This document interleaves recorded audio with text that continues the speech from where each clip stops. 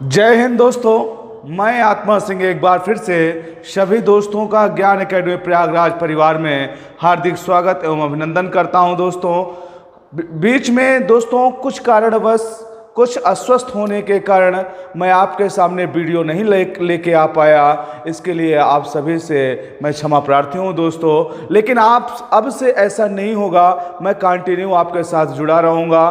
कुछ समय जरूर आप लोगों ने मेरा इंतज़ार किया, उसके लिए मैं बारंबार आपसे क्षमा प्रार्थी हूँ। लेकिन आप देखिएगा, अब इसके बाद जैसे अभी तक मैंने पेट के एग्ज़ाम से संबंधित आपके साथ डिस्कशन किया, क्वेश्चनों को आप लोगों ने देखा होगा कि काफ़ी आपको क्वेश्चन पेपर से फ़ायदा हुआ है। निश्चित रूप से 4, 6, 8 क्वेश्चन तो आपको मिले ही होंगे। लेकिन अब हम जो अपने वीडियो की सीरीज है, आप हम टॉपिक को लेकर के आएंगे और टॉपिक के साथ आपके साथ डिस्कशन करेंगे दोस्तों। जैसा कि आज हम आपके सामने लेके आए हैं कि भारत का जो भूगोल चल रहा था, उसके अंतर्गत हमने भारत की अवस्थिति और विस्तार के विषय में पढ़ा, उसके आसपास पड़ोस के देशों के विषय में हमने जाना। आज हम भारत में के फिजिकली के कंडीशंस के विषय में जानेंगे कि भारत का जो भौतिक विस्तार है उसके विषय में हमको आज जानना है दोस्तों। ठीक है, तो आज हम देखेंगे कि भारत में जो पर्वतीय क्षेत्र है, पर्वतों का जो विस्तार है, उसको आज हम कंटिन्यू करेंगे आपके साथ। भारत में पर्वतों के विस्तार में पहले, लेकिन इसके पहले आपको एक चीज़ जानना होगा, भारत में कितने % पर्वत पाए जाते हैं, कितने % पठार पाए जाते हैं और कितने % मैदान हैं, कितने % आइलैंड हैं, इनको सबको आपको जानना होगा।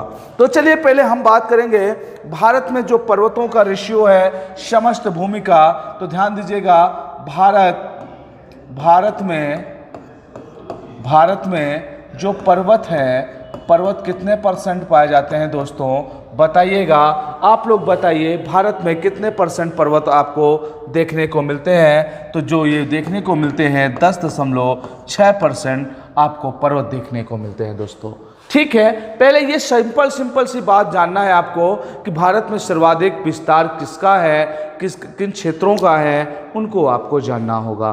तो पर्वत कितने % पाए जाते हैं, 10.6% पाए जाते हैं। इसके बाद जो पहाड़ियाँ हैं वो कितना पाई जाती हैं, पहाड़ियाँ जो है वो 18.5% पाई जाते हैं दोस्तों। जो पहाड़ियाँ हैं, पहाड़ियाँ जो पाई जाती हैं 18.5% आपको देखने को मिलते हैं। कितने % दोस्तों, 18.5% आपको पहाड़ियाँ देखने को मिलेंगी। इसके बाद अगर मैं पठार की आपसे बात करूं तो करीबन 27 जो पठार है, पठार कितना मिलेगा आपको, 27.7% आपको देखने को मिलेगा पठार। और इसके बाद अंत में आपका आ जाता है क्या, मैदानी क्षेत्र। तो मैदान आपको कितना % देखने को मिलेगा, तो मैदान मिलता है 43.2% के इर्द गिर्द आपको मिलता है मैदान। तो दोस्तों जो आज हम आपके साथ डिस्कशन करने वाले हैं, जो आज आपके साथ डिस्कशन करेंगे, तो वो सबसे पहले हम भारत में पर्वतों के विषय में डिस्कशन करेंगे। किसके विषय में डिस्कशन करेंगे, पर्वतों के विषय में डिस्कशन करेंगे। और भी ये किन पर्वतों के विषय में हम जानकारी लेंगे, जो ऐसे पर्वतों के विषय में देखेंगे जो हाईएस्ट पीक वाले हैं, ऊंचाई वाले हैं। जैसे हिमालय पर्वत के विषय में जो जानकारी है वो सर्वप्रथम किसी भी व्यक्ति के द्वारा जब प्रारंभ किया जाता है, पहले हिमालय के वही बताया जाता है।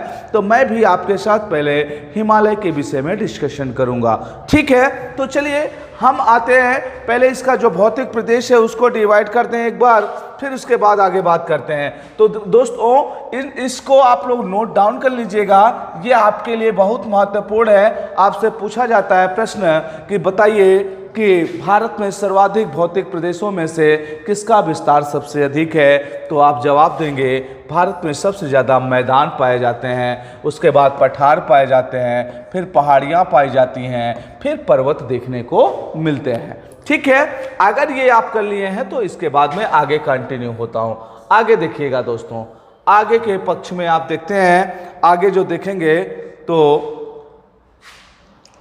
देखेंगे वो देखते हैं क्या कि प्रमुख भौतिक प्रदेश, भारत के प्रमुख भौतिक प्रदेश, भारत के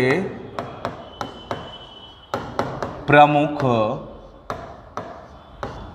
भौतिक प्रदेश। ठीक है, भारत के प्रमुख भौतिक प्रदेश। अब इसको देखिएगा, पहले जो भारत का प्रमुख भौतिक प्रदेश के अंतर्गत पहला भाग आएगा उत्तर का पर्वतीय क्षेत्र। उत्तर का पर्वतीय क्षेत्र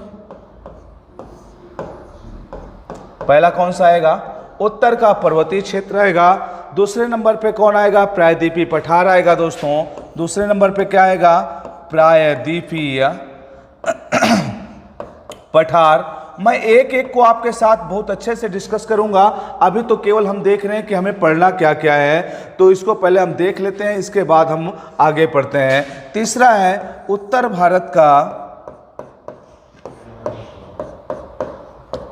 भारत का विशाल मैदान। आप लोग देखेंगे इस विशाल मैदान के अंदर हम कई सारी नदियों के मैदानों को डिस्कस करेंगे आपके साथ। और जो चौथा आपके सामने आ जाता है वो तटवर्ती मैदान। क्या बोलेंगे उसको? तटवर्ती मैदान। तटवर्ती मैदान या तटवर्ती मैदान व द्वीपीय प्रदेश। द्वीपीय प्रदेश, ये चार भागों में इसको हमने डिवाइड किया है। इन चारों भागों को हमको पढ़ना है। पहले तो ये आपके साथ सिंपल मैंने परिचय दिया कि हमें पढ़ना क्या क्या है। तो दोस्तों एक चीज़ अपने दिमाग में बैठा लीजिएगा, हम चीज़ों को कॉन्सेप्ट के साथ लेके चलेंगे। हम ऐसा नहीं है कि आपके साथ केवल सॉरी, थोड़ा सा तबीयत सही नहीं है, लेकिन कोई बात नहीं। तो मैंने कहा उत्तर का पर्वतीय प्रदेश और प्रायद्वीपीय पठार, उत्तर भारत का विशाल मैदान, तटवर्ती मैदान। इसके पहले मैंने आपको बताया कि पर्वत कितना % है, पठार कितने % है, पहाड़ियाँ कितने % है, मैदान कितने % है। अगर इसको आपने नोट डाउन कर लिया तो मैं आगे बढ़ूँ कि उत्तर का पर्वतीय क्षेत्र, पहले हेडिंग डाल दीजिएगा उत्तर का पर्वतीय क्षेत्र, और इसके विषय में हम आपके साथ डिस्कशन करेंगे। ठीक है, चलिए आगे हम बात करें आपके साथ। अगर तो देखिएगा, आगे हम आपके साथ बात करते हैं।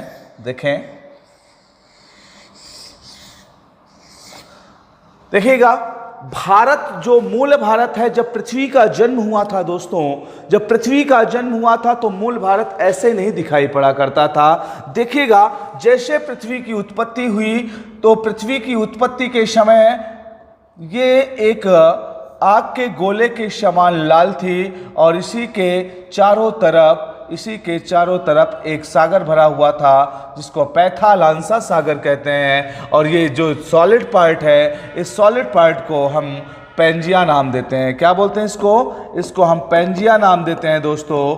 और जो ये लिक्विड भाग यहाँ पर देख पा रहे हैं, ये लिक्विड भाग है, इस लिक्विड भाग को हम नाम देते हैं पैथालांसा। क्या बोलते हैं इसको? पैथालांसा बोलते हैं दोस्तों। बाद में देखिएगा, आप लोगों को पता है सूर्य और चंद्रमा की आकर्षण शक्ति के कारण ये चट्टानों में प्रसार होता था, सिकुड़न होता था, प्रसार होता था, सिकुड़न होता था, जिसकी वजह से जो ये पेंजिया नामक चट्टान है ये दो भागों में डिवाइड हो गया था। कितने भागों में? दो भागों में दोस्तों ये डिवाइड हो गया था। और इसके बीच में एक सागर भर गया था जिस सागर का नाम है टिथिस सागर। क्या नाम है उसका? टिथिस सागर। दरअसल वो कोई अलग से स्पेशल सागर नहीं आया था, वो इसी का भाग है जो आप देख पा रहे हैं, जो पैथालांसा है, इसी के भाग को क्या कहा गया? टिथिस सागर नाम दिया गया। और ये दो पार्टों में डिवाइड हो गया। उत्तर के भाग को आप जानते हैं, उत्तर के भाग को हम लोग बोलते हैं अंगारा लैंड। क्या बोलते हैं दोस्तों? अंगारा लैंड। और दक्षिण के भाग को बोला जाता है गोंडवाना लैंड। क्या बोलते हैं? गोंडवाना लैंड। इसी वजह से देखिए, ये बताने का मेरा जो पर्पस है वो मात्र इतना है कि हिमालय का जो निर्माण हुआ है वो हिमालय का निर्माण ऐसे नहीं हुआ।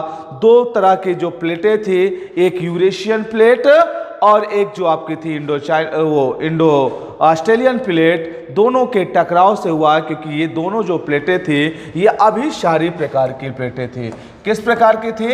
अभिसारी प्रकार की प्लेटें थी। आप लोगों को पता होना चाहिए अभिसारी प्लेटें क्या होती हैं। अभिसारी प्लेटें ऐसी प्लेटें होती हैं जो एक दूसरे के सम्मुख गति करती हैं और आपस में टकराने के बाद या तो वो नीचे अधोगमित हो जाती है या तो आपस में टकराने के बाद फोल्ड हो जाती हैं। तो जो हिमालय है, हिमालय एक फोल्डिंग माउंटेन है जिसको आप वलित पर्वत कहते हैं। यंग फोल्डिंग माउंटेन के नाम से उसको जानते हैं। क्या कहते हैं? यंग फोल्डिंग माउंटेन, मतलब युवावस्था में अभी हिमालय हमारा है दोस्तों। तो देखिएगा जो अभिसारी प्लेट है, ऊपर के भाग को कहा गया यूरेशियन प्लेट, जिसमें ये वाले पार्ट में यूरेशियन प्लेट है और नीचे वाले भाग में आपका इंडो ऑस्ट्रेलियन प्लेट है। इंडो ऑस्ट्रेलिया प्लेट की गति किधर होगी? उत्तर की तरफ, और जो यूरेशियन प्लेट है उसकी गति दक्षिण की तरफ हुई दोस्तों। ध्यान गौर करिएगा इस बात पर, जो दक्षिण भाग का प्लेट है जिसको हम इंडो ऑस्ट्रेलिया प्लेट कहते हैं उसकी गति उत्तर की तरफ हुई कंटिन्यू, और जो ऊपर यूरेशियन प्लेट है उसकी गति दक्षिण की तरफ हुई।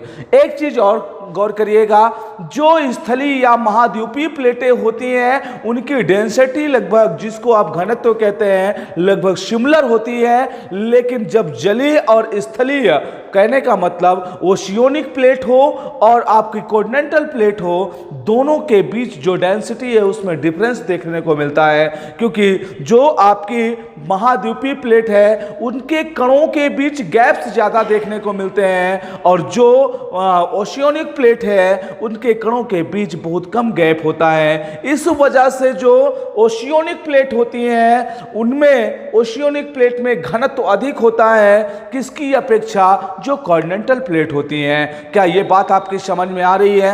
अगर समझ में आ रही है तो एक एक बात नोट करने का प्रयास करिएगा दोस्तों, क्योंकि जरूरी है, क्योंकि अगर आपका कॉन्सेप्ट क्लियर होगा तभी आगे आप चीजों को कर पाएंगे। तो मैं इसी वजह से सब हर कुछ मैं यहाँ पे नोट नहीं कर सकता, तो मेरे द्वारा कहा गया प्रत्येक शब्द आप नोट करते जाइएगा। और देखिएगा दोस्तों, मैंने कहा बताया कि जो ये टिथिस सागर है इसको क्या बोलेंगे? यहाँ पर जो पेंजिया था, सॉरी पैथालांसा था, ये पैथालांसा जब यहाँ पर भर गया तो इसको नाम दिया गया दोस्तों टिथिस सागर। क्या बोला गया इसको? टिथिस सागर बोला गया। ठीक है, इसको क्या नाम दिया गया? टिथिस सागर बोला गया। इसी टिथिस सागर को पर्वतों का पालना भी कहते हैं दोस्तों। क्या बोलते हैं? पर्वतों का पालना कहते हैं। कोबर महोदय ने टिथिस सागर को, कौन कहा था? कोबर महोदय ने टिथिस सागर को पर्वतों का पालना कहा था। पर्वतों का पालना कहा था। और आपको ये पता होगा भली भांति दोस्तों कि पालना क्या होता है, जिसमें नवजात बच्चे को पाला पोसा जाता है, उसमें खेलता कूदता है। उसी तरह से जो नवजात हिमालय था वो कहाँ पर पला बड़ा? ये पला बड़ा टिथिस सागर में। कहां पर? टिथिस सागर में। ध्यान दीजिएगा दोस्तों, मैंने आपसे क्या बात किया, जो मूल इंडिया है वो केवल प्रायद्वीपीय पठारी क्षेत्र था, बाद में इसका निर्माण हुआ। निर्माण कैसे हुआ आपको बता दूं, हिमालय के जन्म के पहले 3 महत्वपूर्ण नदियां इस टिथिस सागर में गिरा करती थी। कौन कौन सी हैं? ब्रह्मपुत्र है, सिंधु और सतलज है। कौन कौन सी नदी हो गई? ब्रह्मपुत्र, सिंधु और सतलज। 3 महत्वपूर्ण नदियां वो टिथिस सागर में गिरा करती थी। अच्छा, हिमालय जब नहीं था दोस्तों, याद रखिएगा, हिमालय की पूर्व की नदियां हैं, हिमालय के निर्माण के पहले से ये नदियां थी, और इनका जो जल था और जो इनका उद्गम क्षेत्र था वो तिब्बत था। कहाँ था? तिब्बत था दोस्तों। अगर मैं यहाँ पे ड्रॉ करूँ थोड़ा सा, तो यहाँ से ये निकल के आती थी और ये टिथिस सागर में अपने जल को गिराया करते थे। अच्छा, जब ये अपने जल को गिराती थी तो हाँ, तो ध्यान दीजिएगा दोस्तों, मैंने आपसे कहा कि जो ये टिथिस सागर था, टिथिस सागर में ये तीनों नदियां आकर के गिरती थी। जब यहाँ पर गिरती थी तीनों नदियां, तो ये अपना मलबा लेकर के आके गिरती थी। कहाँ पे? टिथिस सागर में। टिथिस सागर कैसा सागर है? ये एक छिछला सागर था, ज्यादा गहराई नहीं थी, जैसे मलबा। दोस्तों, आप लोग मार्केट जाते होंगे, मार्केट में एक पॉलीथीन लेते हैं, पॉलीथीन में शुरुआत में कोई सामान नहीं होता, ऐसे फुलाओ तो वो फूल जाता है ना। अगर वो फूल जाता है उसके बाद एक वस्तु उसमें आप डाल दो तो वो नीचे लंबा हो जाएगा और जो उसकी चौड़ाई होगी वो कम हो जाएगी। बिल्कुल सेम यही प्रोसीजर आपके इस क्षेत्र में देखने को मिलेगा, क्योंकि जैसे ये तीनों नदियां अपना मलबा ला करके टिथिस सागर में डालें, टिथिस सागर का जो चौड़ाई है वो और कम होती गई और उसके नीचे की लंबाई बढ़ती गई। ठीक है, कॉन्सेप्ट क्लियर है ना। अगर ये कॉन्सेप्ट क्लियर है तो आगे आप देखेंगे कि इसी वजह से जब ये पूरा धीरे धीरे टिथिस सागर पाट गया, धीरे धीरे भर गया, तो इधर से दक्षिण की तरफ से आपकी इंडो ऑस्ट्रेलिया प्लेट और उत्तर की तरफ से आपकी यूरेशियन प्लेट, दोनों का जब प्रेशर पड़ता है सेम डेंसिटी की है। सपोज करो 5 न्यूटन का बल एक हाथ से आप लगाए, 5 न्यूटन का बल दूसरे हाथ से लगाए, अगर दोनों पे टकरार हुआ होगा तो दोनों में से कोई भी पीछे नहीं जाएगा बल्कि उनके बीच फोल्डिंग होगा। क्यों? क्योंकि दोनों का सेम फोर्स है। तो उसी तरह से दोनों का सेम, दोनों कॉन्टिनेंटल प्लेट है, उसी पर हिमालय का निर्माण हुआ दोस्तों। ठीक है, आज कुछ तबीयत कम सही है, थोड़ा सा कम समझ में आ रहा होगा, लेकिन फिर भी कोशिश कर रहा हूं आपको कॉन्सेप्ट देने का, और आप लोग इस कॉन्सेप्ट को देखिएगा। नेक्स्ट क्लास के अंदर मैं आपके साथ हिमालय का निर्माण कैसे हो गया और हिमालय में कौन कौन पार्ट है उस पर आपके साथ डिस्कशन करूंगा। तब तक के लिए दोस्तों धन्यवाद। जय हिंद, वंदे मातरम।